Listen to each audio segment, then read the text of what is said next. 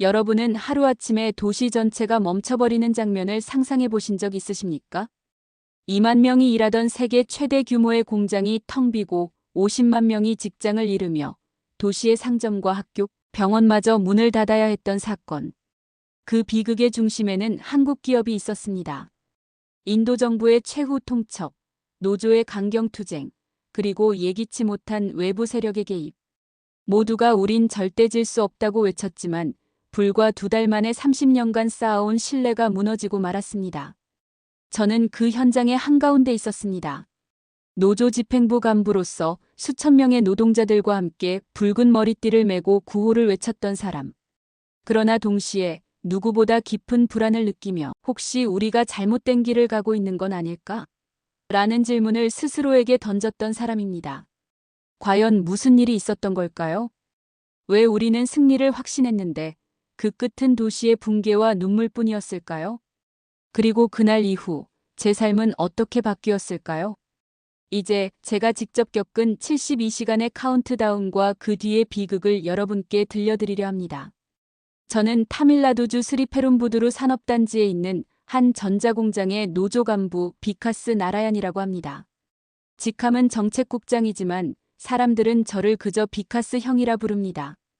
왜냐하면 저는 이 자리까지 결코 책상머리에서 온 사람이 아니기 때문입니다. 19살 제 인생의 첫 직장이 바로 이 공장이었습니다. 매일같이 소음과 땀 냄새로 가득한 라인에서 하루 12시간씩 나사 조이고 패널을 조립하며 청춘을 보냈습니다. 그때부터 제게 공장이란 단순한 일터가 아니라 제 삶 그 자체였습니다. 그렇게 시간이 흘러 설비 유지 보수, 안전팀을 거쳐 노조에 몸담게 되었습니다. 이유는 단순했습니다. 사람이 공장의 심장이다. 이 말을 지키고 싶었기 때문입니다. 그런데 불과 사흘, 단 72시간 안에 제가 믿어온 모든 것이 무너질 수 있다는 사실을 알게 되었을 때 저는 도망칠 곳도 숨을 곳도 없는 사람처럼 가슴이 먹먹해졌습니다. 그날 아침 타밀나두 주정부 장관이 긴급 기자회견을 열었습니다. 화면 속 장관의 목소리는 단호했습니다. 외국 기업은 더 이상 우리를 값싼 조립기지로만 취급해서는 안 된다. 현지화 비율 70%, 경영진 절반의 현지인 비율, 핵심 기술 이전 없이는 사업 허가를 취소하고 특별세를 부과할 것이다. 순간 제 심장이 철렁 내려앉았습니다. 기자석에서는 박수가 터졌고 언론사들은 앞다투어 민족의 자존심을 지킨 날이라는 제목을 뽑아냈습니다. 그러나 저는 곧장 계산기를 두드려 보았습니다. 현지화 70%라면 지금 당장 우리 공장의 2만 명 직원 중 절반 이상을 갈아치워야 하고 공급망도 단숨에 뒤엎어야 한다는 뜻이었습니다. 기술 이전. 그것은 사실상 회사를 내놓으라는 말과 같았습니다. 제 머릿속에는 단 하나의 문장이 울렸습니다. 이건 협상의 카드가 아니라 벽이다. 젊은 조합원들의 눈빛은 불타올랐습니다. 회의실 벽에는 정의 없는 노동은 없다. 동등한 대우를 요구한다는 붉은 글씨의 플래카드가 걸려 있었습니다. 마치 전쟁 전야처럼 모두가 결의를 다지는 모습이었습니다. 하지만 그 열기 속에서도 제 가슴은 서늘해졌습니다. 제가 맡은 역할은 자료 준비였습니다. 정책국장인 제 임무는 임금 테이블, 생활물가, 환율, 생산성 지표, 불량률, 협력사 네트워크까지 분석해 현실적 대안을 마련하는 것이었습니다. 며칠 동안 밤을 새워 엑셀 시트에 수치를 정리했고 나름대로의 제안서를 만들었습니다. 3단계 임금 인상 시 8%, 12%, 10%, 숙련급, 상승 트랙 신설, 그리고 연간 50억 루피의 공동교육기금 설립. 이 아니라면 회사도 무조건 버티지 못할 겁니다. 동시에 조합원들의 요구도 어느 정도 충족시킬 수 있다고 믿었습니다. 저는 진심으로 이 안이 협상의 돌파구가 될 거라 생각했습니다. 하지만 회의에서 제 목소리는 묻혔습니다. 메논 위원장은 손바닥을 탁 치며 말했습니다. 우리가 물러설 이유는 없다. 삼성은 떠날 수 없다. 여긴 14억 인구의 시장이다. 결국 우리가 이기게 되어 있다. 순식간에 회의실은 박수와 환호로 가득 찼습니다. 그러나 저는 소름이 돋았습니다.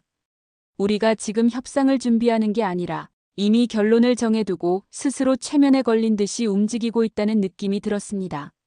그 무렵 귀를 의심할 만한 소문이 돌기 시작했습니다. 일부 간부들이 정체불명의 외부 컨설턴트와 비밀리에 만난다는 이야기였습니다. 처음에는 가십이라고 생각했습니다. 그러나 어느 날 후배가 몰래 제 손에 쥐어준 문서를 보고 충격에 빠졌습니다.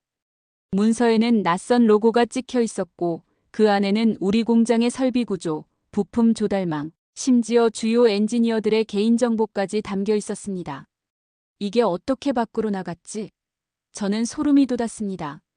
누군가 이미 우리 노조와 회사 사이에 보이지 않는 선을 긋고 더 큰 게임을 벌이고 있다는 직감이 들었습니다. 그러나 저는 그 누구에게도 이 사실을 털어놓을 수 없었습니다. 만약 발설했다간 겁먹은 배신자라는 낙인이 찍힐 것이 뻔했기 때문입니다. 회사의 시계는 여전히 돌아가고 있었습니다. 주정부가 발표한 최후 통첩의 72시간. 노조는 거리로 나가 빨간 머리띠를 두르고 확성기를 잡았습니다. 우린 더 이상 침묵하지 않는다. 한국과 똑같은 대우를 원한다. 구호는 거세졌고 마치 승리가 눈앞에 있는 듯 들떴습니다. 하지만 저의 귓가에는 또 다른 목소리가 울렸습니다. 비카스, 혹시 우리가 너무 멀리 와버린 건 아닐까? 그 의문은 저를 밤새 괴롭혔습니다. 그러나 사무실 밖에서는 수천 명의 조합원이 정의를 외쳤습니다. 저는 어느 순간부터 제 목소리를 잃었습니다. 모두가 흥분 속에 있었지만 저만이 그 흥분 뒤에 숨어있는 깊은 균열을 느끼고 있었습니다. 그렇게 72시간의 카운트다운은 째깍거리고 있었습니다. 그리고 저는 한 사람의 간부이자 한 사람의 노동자로서 그 시간이 우리 모두를 어디로 데려갈지 알 수 없었습니다. 다만 한 가지는 분명했습니다. 이 길의 끝에는 우리가 결코 감당할 수 없는 무언가가 기다리고 있다. 저는 그때를 생각하면 지금도 심장이 쿵 내려앉습니다. 72시간의 시계가 돌아가는 동안 우리 노조 내부는 승리라는 단어로 가득 차 있었습니다. 모두가 이번엔 반드시 우리가 얻어낼 것이다라는 확신에 젖어 있었고 저 역시 그 환호 속에서 목소리를 높이며 함께 구호를 외쳤습니다. 하지만 제 마음 한편에서는 꺼지지 않는 불안이 자꾸만 고개를 들었습니다. 첫 번째 집회가 열린 날 공장 정문은 사람들로 가득했습니다. 붉은 머리띠를 두른 수천 명의 노동자들이 줄지어 서 있었고 확성기에서는 우리는 기계가 아니다. 한국인과 같은 대우를 원한다. 라는 구호가 울려 퍼졌습니다. 그 순간만큼은 저도 뜨거워졌습니다. 눈앞에서 수많은 동료들이 손을 맞잡고 흔드는 장면은 평생 잊을 수 없는 장관이었습니다.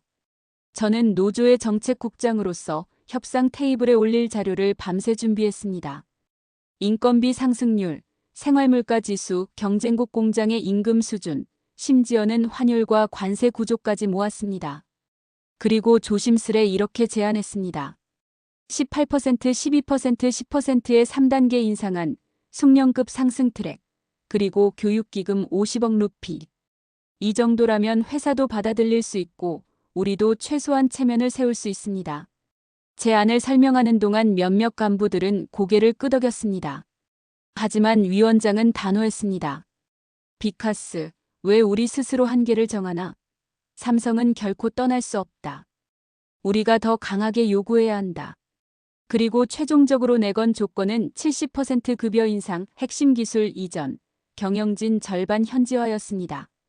그 말이 떨어지자 회의실은 다시 박수와 환호로 가득 찼습니다. 제 목소리는 그 안에서 희미하게 묻혀버렸습니다. 불안감을 더 크게 만든 건 이상한 소문이었습니다.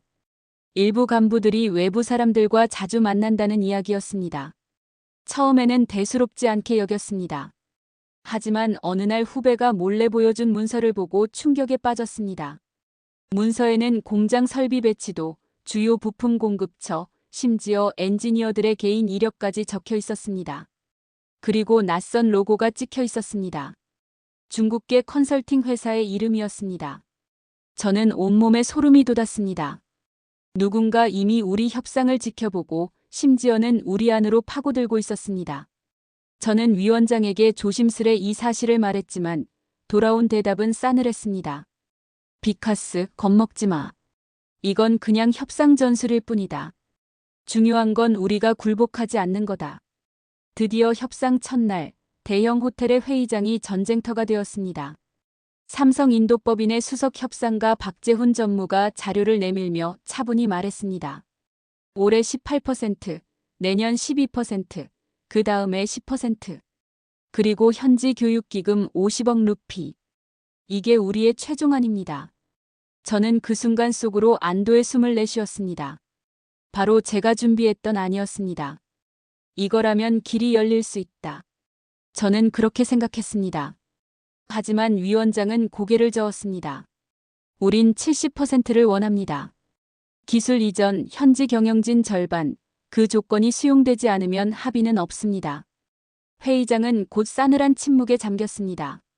서로의 시선은 날카롭게 부딪혔고 협상은 교착 상태에 빠졌습니다. 저는 의자에 앉아 있으면서도 가슴이 콱 막혀왔습니다. 이대로라면 정말 회사가 떠날 수도 있다. 더 충격적인 건 극장에서 상영 중인 한 볼리우드 영화였습니다. 그 영화 속 악역은 외국 기업 사장이었고 그는 노동자를 착취하다가 결국 몰락했습니다.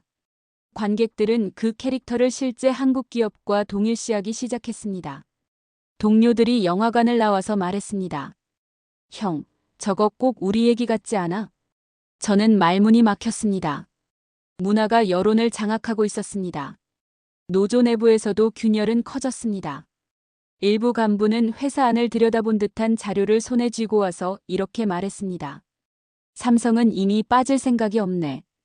우리가 더 강하게 밀어붙이면 된다. 저는 고개를 저었습니다. 아니야, 그럴 리 없어. 누군가 우릴 이용하는 거야. 하지만 제 말은 묻혔습니다. 회의가 끝난 뒤 위원장은 제게 짧게 말했습니다. 비카스, 내가 너무 신중한 거야. 지금은 겁낼 때가 아니야. 이제 곧 우리가 이긴다. 그 말에 저는 더 이상 대꾸하지 못했습니다.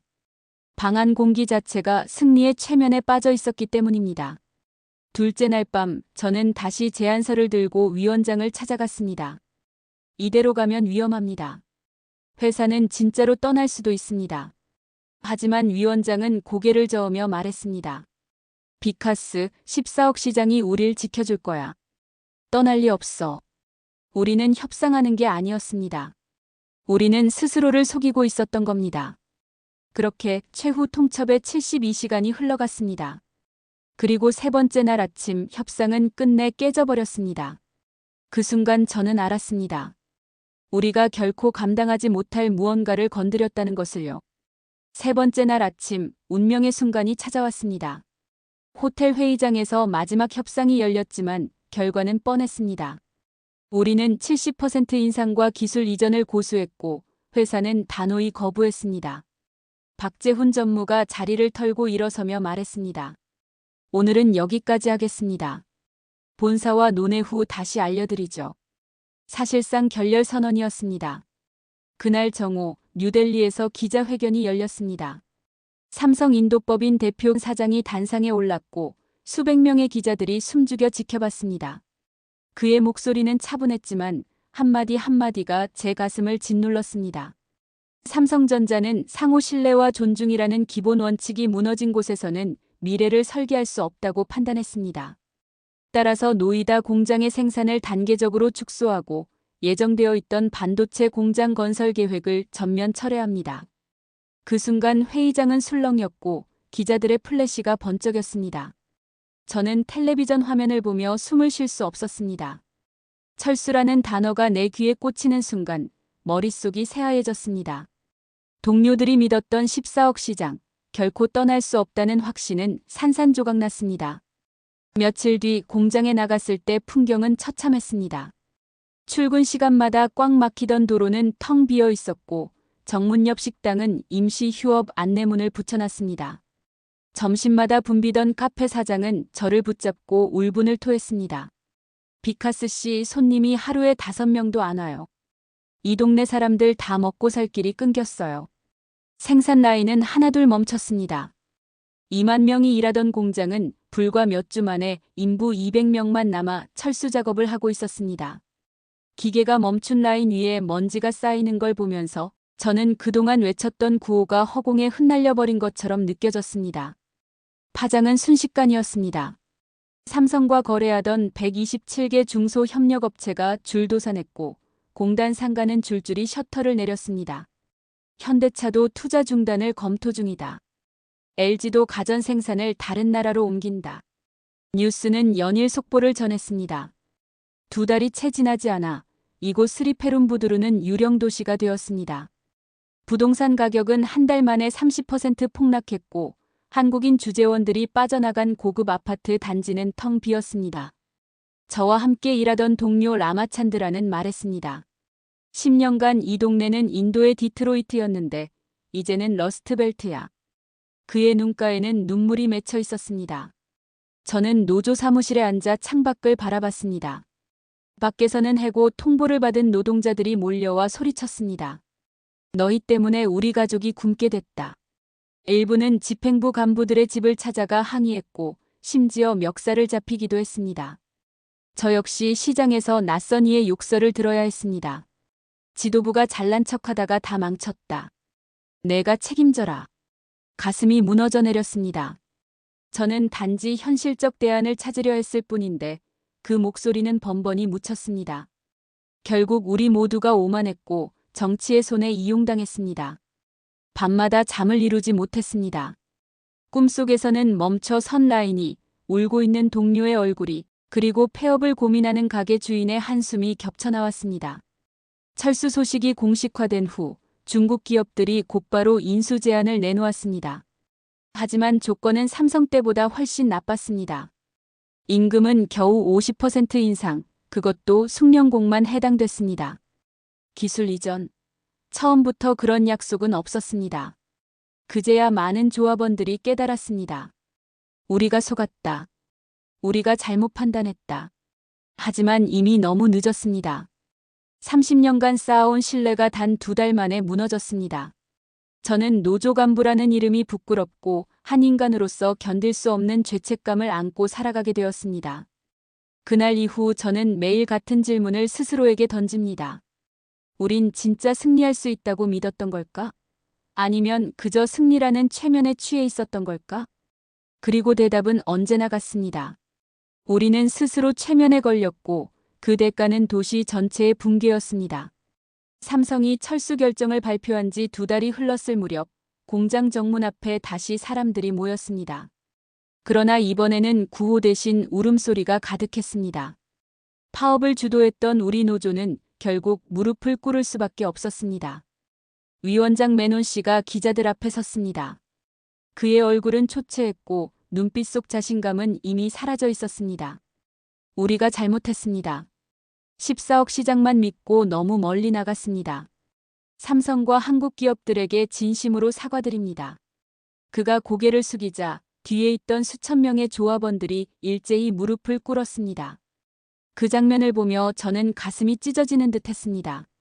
불과 2달 전 우린 절대 지지 않는다던 함성은 온데간데 없고 오직 참회의 눈물만이 남아 있었습니다.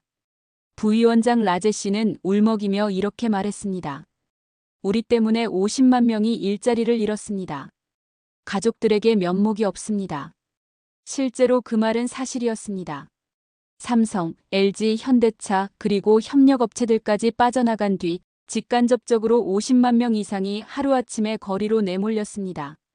사람들의 분노는 고스란히 우리 집행부에게 향했습니다. 실직자들이 노조 간부들의 집을 찾아와 고함을 지르고 돌을 던지는 일도 벌어졌습니다. 어떤 이는 제 멱살을 잡으며 소리쳤습니다. 너희가 잘난 척하다가 우리 모두를 망쳤다. 내가 책임져라. 그 무렵 충격적인 사실이 드러났습니다. 중국 기업들이 우리를 부추겼던 것이었습니다. 처음엔 삼성이 떠나면 전원 재고용을 약속했지만 실제 조건은 삼성 때보다 훨씬 나빴습니다.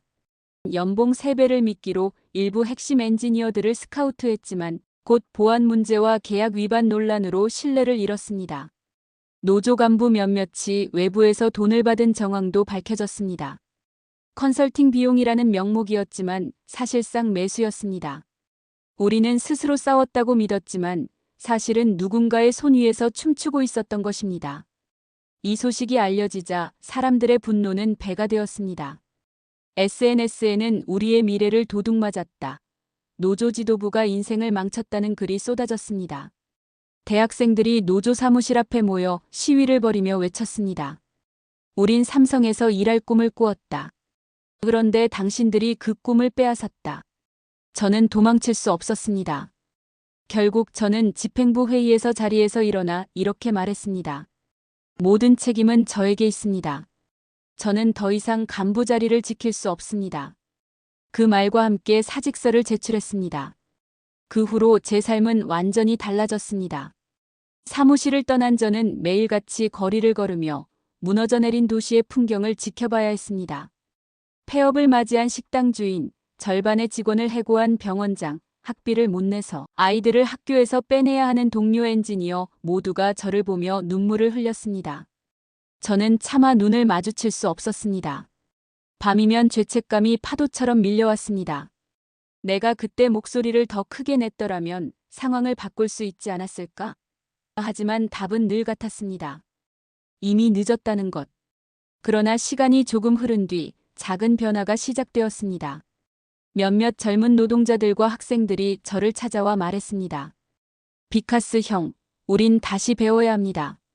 협상이란 게 무엇인지, 신뢰가 무엇인지. 그 말에 저는 눈물이 핑 돌았습니다. 저는 그들과 함께 작은 스터디 그룹을 만들었습니다. 라인이 멈춘 공단 한켠의 낡은 도서관에서 우리는 매주 모여 기술 교재를 읽고 우리는 그것을 357원칙이라 불렀습니다. 3년의 단계적 임금 인상, 5개 핵심 공정의 공동 교육 트랙, 7개 항목의 기술협력 보호장치. 비록 작은 모임이었지만 사람들은 서서히 다시 희망을 이야기하기 시작했습니다. 어느 날 삼성에서 짧은 메일이 도착했습니다. 120명 규모의 애프터 서비스 품질 연구 허브를 유지하겠습니다. 교육 협력안을 검토하겠습니다. 그 순간 저는 눈을 감고 깊은 숨을 내쉬었습니다. 완전한 복귀는 아니었지만 최소한의 희망의 불씨는 남아 있었습니다. 현대차도 애프터 서비스 센터를 유지하겠다고 발표했습니다. 우리가 팔았던 차량의 책임만큼은 끝까지 진다. 그 말이 제게는 눈물 나는 위로였습니다. 지금 저는 매주 토요일 공단 북문 옆 작은 도서관에서 동료들과 기술 문서를 읽습니다. 낡은 프로젝터 불빛 아래에서 우리는 다시 배우고 있습니다. 협상의 기술, 신뢰의 의미, 그리고 존중의 습관. 저는 이렇게 고백합니다. 저는 한때 잘못된 길을 선택했습니다. 승리라는 환상에 취해 현실을 보지 못했습니다. 그 대가는 너무나 컸습니다. 하지만 저는 다시 배우겠습니다. 신뢰가 숫자보다 먼저라는 사실을, 존중이야말로 미래를 만드는 힘이라는 사실을. 이 고백은 한 사람의 실패담이 아니라 한 도시가 다시 일어서려는 이야기입니다. 언젠가 한국 기업들이 돌아올 날이 올지도 모릅니다. 그때 우리는 더 이상 오만하지 않고 진정한 파트너로서 그들을 맞이해야 할 것입니다. 저는 믿습니다. 무릎을 꿇은 오늘이 언젠가 다시 걷기 위한 시작이 될 거라고요.